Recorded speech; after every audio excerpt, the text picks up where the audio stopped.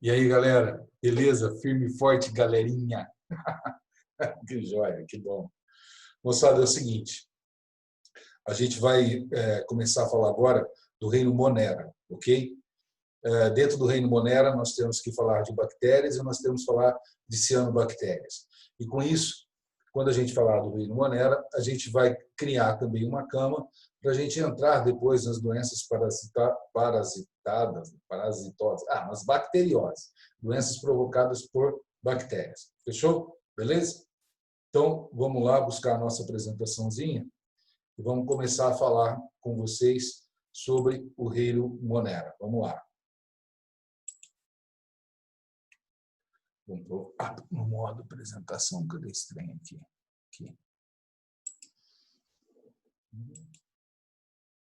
Aí, olha que lindão, galera. Ó, tudo esquirichacole, galera. Ó, um monte. Olha que punhadão. Então, vamos lá, galera. O que a gente tem que falar primeiro do reino Monera? Antes de tudo, a gente tem que lembrar, moçada, que esse é o primeiro reino dos seres vivos, ok? O primeiro reino da classificação que nós aprendemos, o reino mais simples, dos seres mais simples, são seres unicelulares, procariontes, né? A gente vai falar, então, do reino Monera. Tudo bem? Eu vou cortar a minha câmera para não travar aqui. E a gente vai conversar. Fechou? Beleza? Então, vamos lá. Reino Monera. O que a gente tem? O que a gente precisa saber? Tá? É facinho, viu, galera? Vamos lá. Reino Monera. Organismos unicelulares procariontes. Né? O que quer dizer seres procariontes? São seres celulares, tá? São células, isso já. Só que não tem um núcleo celular delimitado, não tem envoltório nuclear, não vai ter organelas membranosas também. É característica das células procariontes isso. Não possuir uma membrana que delimita o núcleo e nem nenhum tipo de organela que também, na sua estrutura, possui membrana. Então, não tem retículo endoplasmático, não tem complexo de Golgi, não tem lisossomos, etc, etc e tal. Falou? Agora, nós vamos ver que a morfologia dentro desse reino ela é muito variada, tá joia? E são praticamente encontrados em todos os locais do nosso planeta, tá bom? Por exemplo, mesmo em temperaturas muito elevadas, nós vamos encontrar bactérias, mesmo em locais muito gelados, que às vezes ficaram séculos, milênios congelados, às vezes esporos de bactérias conseguem sobreviver. Quer dizer, meio seco você tem, meio molhado você tem, na água você tem, na terra você tem, quer dizer, eles são cosmopolita mesmo, quer dizer, você vai encontrá-los em todos os locais onde é possível ter vida no nosso planeta, você vai ter indivíduos do reino Monera, tá bom? Bom, dentro do reino Monera, as características que nós temos podem ser encontrados isolados ou formando colônias, né? E eles podem ser classificados em heterótrofos ou autótrofos, né? Exemplo de heterótrofo, nós temos as bactérias, tá bom? E exemplo de autótrofos, nós temos as cianobactérias. Vamos lembrar, o heterótrofo é aquele cara que não faz o seu alimento, então tem que conseguir esse alimento do ambiente onde ele vive. E o autótrofo é aquele cara que consegue fabricar seu próprio alimento, tá bom?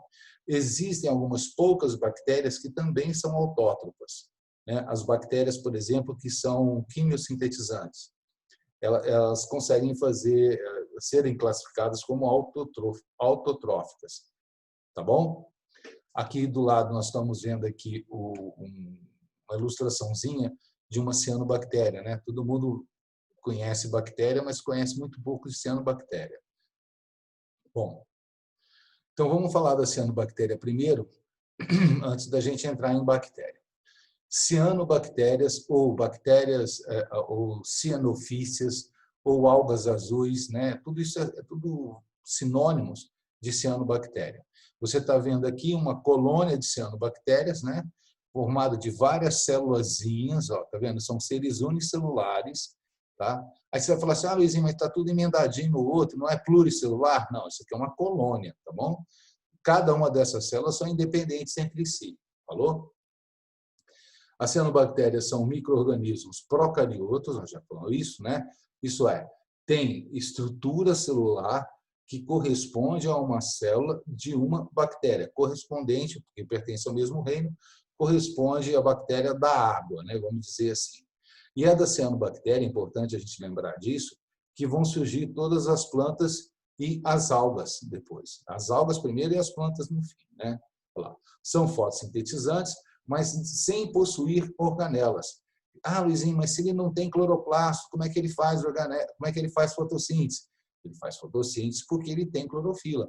A cianobactéria tem clorofila, falou? Não tem uma organela, mas o pigmento fotossintetizante ela tem. Então, nós vamos encontrar em cianobactéria a capacidade de realizar a fotossíntese, ok?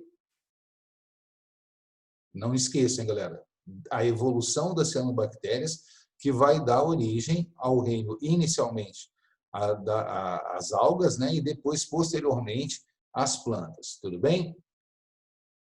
A estrutura de uma cianobactéria mostrando para você que realmente é um ser procarionte, né? Ó, o material genético está disperso no citoplasma, não tem membrana delimitando, falou?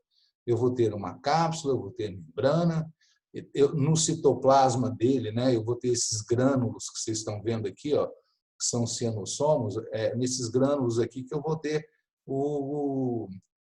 a clorofila, tá? Por isso que ele consegue fazer fotossíntese. Vai ter ribossomo, vai ter síntese proteica, tudo bonitinho, certinho. O ribossomo é a única organela que você vai encontrar aqui.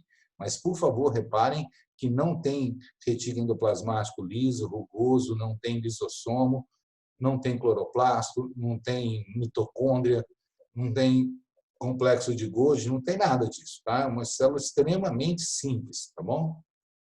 O único detalhe que a gente tem aqui, Luizinho, é igual bactéria? Não, não é igual bactéria. Por exemplo, a cápsula aqui ela é obrigatória. Na bactéria, nem sempre você vai encontrar cápsula, tá bom?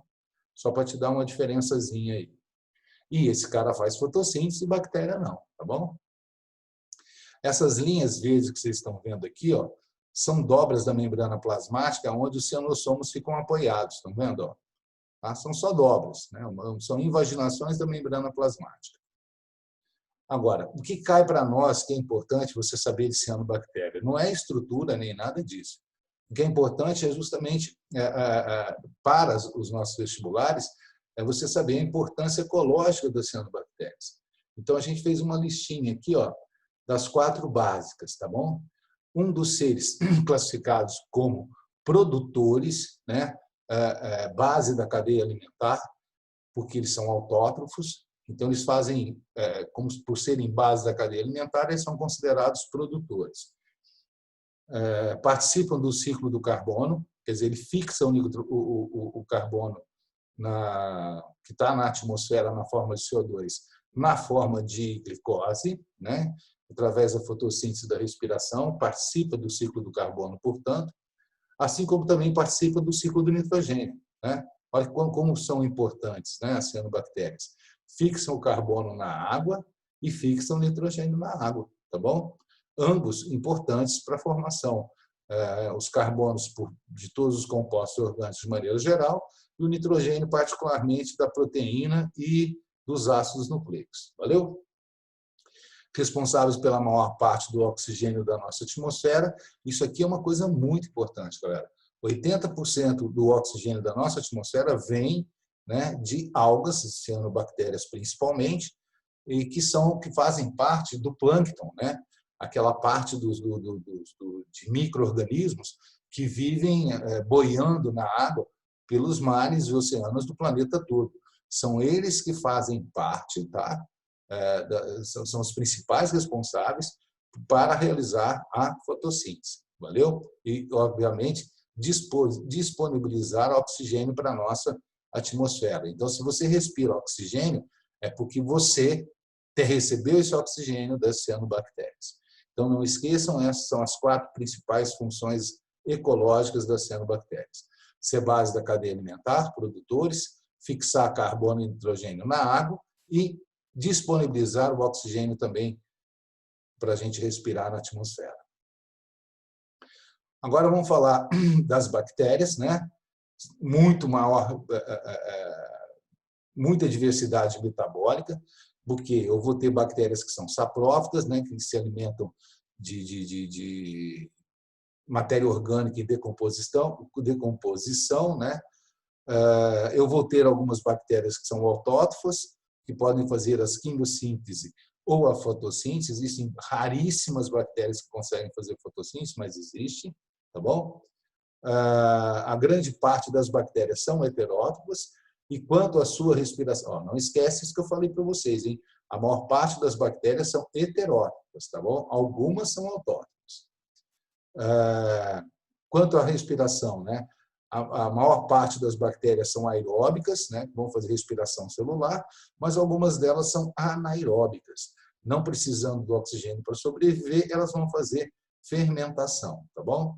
Essas que são anaeróbicas, elas ainda podem ser divididas em anaeróbicas estritas, quer dizer, que só vivem na ausência do oxigênio, e as anaeróbicas facultativas, aquelas que vivem tanto na ausência quanto na presença de oxigênio. Valeu? Bom, um breve resuminho da história aqui da descoberta das bactérias, que apesar de nós sabemos hoje que praticamente ela é encontrada no planeta todo, há pouco tempo ela foi descoberta, um pouco mais de 150 anos, se descobriu a existência de bactérias, né? A importância das bactérias ligadas à doença.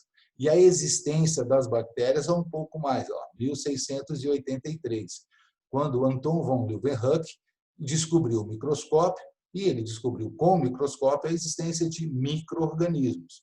Inclusive, esse termo micro-organismo foi ele que criou, né? Organismos microscópicos, ok? Normalmente microscópicos. Por que normalmente? Porque existem algumas espécies que são grandes, cara. Tem bactéria que tem 1 centímetro, dá para você ver, tá? Mas a grande parte são submicroscópicas. O nome Bacterium, né, vem do latim, que quer dizer pequeno bastão. Porque a primeira bactéria que foi vista, ela parecia um bastão, era um bastonete, né? Bastonete quer dizer um pequeno bastão, tá bom? Depois, mais para frente, que foram descobertas novas formas de bactérias, tá bem? Mas o nome Bacterium vem disso, né? De parecer ser um pequeno bastonete, apesar de nem todas serem, tá bom? Em alusão às bactérias com essa forma, falei. Bactérias como vetores de várias doenças, Pasteur que descobriu isso, tá bom? E Robert Hooke também está envolvido nessa descoberta. Mas quem garantiu que muitas doenças eram transmitidas por bactérias foi Pasteur, falou? Então, ó, primeira vez vista em 1683, né? E pela primeira vez relacionada a algumas doenças, tanto de plantas quanto de animais, pelo Louis Pasteur, nesse período aqui. Louis Pasteur. Bom, o que é importante nessa aula é isso que eu vou começar a falar agora, viu, galera? Então, vocês prestem atenção. A morfologia das bactérias, né? No final do ano passado, caiu questão envolvendo a morfologia das bactérias. Quais são as formas diferentes possíveis que eu posso encontrar bactéria? Então, eu tenho a primeira aqui, ó, né? Parece uns coquinhos, tá vendo? Ó? Parece uns coquinhos. Não pensa que isso aqui é chatinho igual a pizza, não. Pensa que isso aqui parece um coco, falou? Por isso que ele tem esse nome de cocos. Então, tá vendo aqui, ó, bactérias classificam-se morfologicamente de acordo com a forma da célula e com o grau de agregação, quer dizer, se ele faz colônia, se não faz, e que tipo de colônia que ele faz. Cocos, que é isso que você está vendo aqui, né? De forma esférica ou subesférica do gênero Coccus. Então, você tem um monte de bactéria que tem essa forma aqui, ok? Coccus é uma. Só que dentro desse grupo dos Coccus, eu vou ter aqueles que vivem em parzinhos, tá vendo? Formando parzinhos, um par, um par, um par, um par. Quando essas bactérias têm esse formato de coco, né? E fica um coladinho no outro, a gente chama esse gênero aqui de Diplococos, tá bom? São cocos que vivem 2 a 2, por isso esse nome Diplococos, tá bom? Agora, uma outra possibilidade é que esses cocos formem esses grumos que vocês estão vendo aqui, ó, fica parecendo um cachimbo de uva, por isso que já está de roxinho aqui. Obviamente que essa coloração é artificial, né, feita no computador, mas justamente para esse cachinho de uva aqui, ó, a gente chama essas bactérias, são cocos, só que como fazem colônia desse jeito, um mutuadinho no outro, né, parecendo um cachinho de uva, a gente chama esses cocos de estafilococcus. E aqui nós temos um grande número de bactérias que têm essa particularidade. Staphylococcus aureus, né, Staphylococcus piogênico, quer dizer, bactérias que podem transmitir doenças muito sérias que têm essa conformação das suas colônias. Uma outra possibilidade, galera, é que você pode encontrar cocos que formem parecendo um colarzinho, igual você está vendo aqui, ó, um colarzinho de pérola, tá? Ao invés de ser tudo amontoadinho um no outro, assim, ó, eles vão formando carreirinha, tá vendo? Um punhado, um ligadinho no outro, uma ligadinha no outro, uma ligadinha no outro. Muito bem. Quando tem esse formato, o cocos ele é chamado de streptococcus, tá? E aqui, galera, infecções de garganta, infecções renais, cistites, alguns tipos importantes de pneumonia são provocadas por streptococcus. Valeu? Outra forma que vocês estão vendo é formando parece umas caixinhas, né? Um amontoado aqui de 4 até 8 bactérias, ok? Isso são as sarcinas, né? A gente tem doença também provocada por bactérias assim. São cocos, né, que eles vão se associando, normalmente 4 a 4, mas pode variar. E esse tipo de bactéria, de cocos, né, que faz esse tipo de colônia, elas são classificadas como sarcinas. Falou? Bom, todas essas que nós vimos, vamos lá começar, os cocos, os diplococos, os estafilococos, os streptococos e as sarcinas, todas elas fazem parte do grupo dos cocos. Tudo bem? Agora nós vamos ver bactérias que têm formas que não têm nada a ver com esses coquinhos que nós estamos falando até agora. Tá bom? Primeiro, o bacilo de coco, bacilo, bastonite, são sinônimos de de bactérias que têm esse formato, parece um pequeno bastão. E aqui nós temos, por exemplo, a Escherichia coli como um representante bastante famoso, né? Isso que você está vendo aqui é Escherichia coli. Reparem que é um bastonete, né? Que tem a forma de um bastão, e ele tem flagelo, tem cílios, tá vendo? Tem cílios, tem flagelos. Isso aqui é o streptococcus. Ó. São bacilos, né, que vão ter vão ter cílios e vão ter flagelos, né, como a Escherichia coli que eu falei para vocês. Dentro do seu intestino, você tem um monte dessas bactérias que vivem lá normalmente, tá bom? Nós não estamos falando de relações ecológicas nem positivas nem negativas hoje, porque nós vamos ter aula só disso, tá bom? Pode deixar isso para a gente falar mais para frente. Só quero que você saiba da existência desses caras, né? Nessa forma de bacilo. Não esquecendo, pode ter cilo e flagelo ou não, tá bom? Aqui uma forma bastante curiosa, galera, também de bactérias, que você está vendo aqui na microscopia eletrônica, que são chamados de Vibrion, né? A ideia básica disso aqui, você olhar em qualquer livro, tem forma de uma vírgula. Eu não acho que isso aqui parece vírgula, mas também não tem jeito de confundir que essa aqui é uma víbrio. Falou? Por exemplo, quando você fala do vibrião colérico, né, que provoca a cólera, ele tem esse formato, tá bom? Agora aqui nós temos duas muito parecidas e cuidado para você não se confundir. Eu vou ter os espirilos, que vocês estão vendo aqui, né, do gênero Spirillum, né? Dentro do gênero Spirillum, eu tenho os espirilos e as espiroquetas. O espirilo, ele não precisa ser espiralado ou muito espiralado. Ele pode ser só ondulado. Vocês estão vendo aqui, ó, tá bem? Tá? Só ondulado. Esse que vocês estão vendo aqui, ó, e outra coisa, eles são rígidos, falou? Eles são ondulados e rígidos. e vão formar os espirilos. Agora, um outro grupo parecido com esse daqui são as espiroquetas. Mas como vocês estão vendo, ó, compara esse com esse com esse, né? Esses sim são muito espiralados, parece um cordão de telefone, né, galera, ou de um tipo de fiação elétrica de algum aparelho doméstico. Olha, bastante espiralado. E tem outra coisa, eles são maleáveis, né? Esses aqui é pouco espiralado e firme. Esse aqui é muito espiralado e bem molinho, falou? Vocês estão vendo que são cheios de...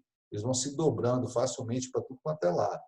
Essas são as espiroquetas, né? Que também têm doenças importantes que nós vamos ver, que são causadas por elas, tá? Dentro desse grupo, nós estamos falando dos espirilos, né? Eu tenho aí o espirilo e a espiroqueta. Nós vamos ter, por exemplo, a leptospirose. Olha lá, espirose, leptospirose.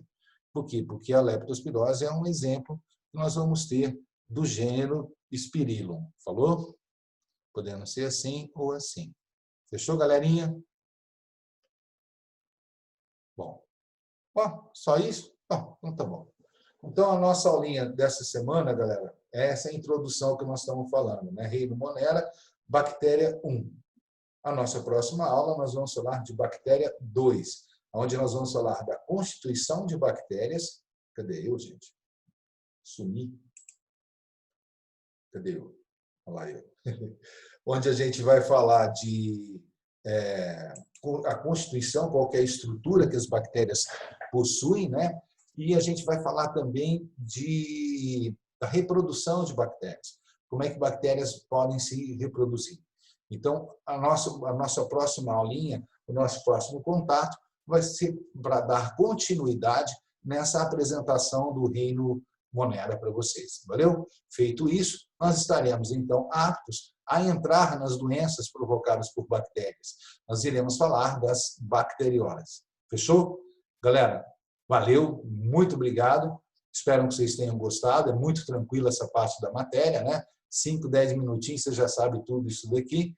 E a parte importante é quando a gente for falar das doenças, das bacterioses. Aí dá uma complicadinha, né, galera? Mas também, né? Então, que é facinho essa. Fechou? Tranquilo? Posso ficar bem? Valeu, então, galera. Um beijo no céu da boca de vocês. Muito obrigado, tá? E continuem aí se esforçando, moçada. Beijão. Até mais. Até.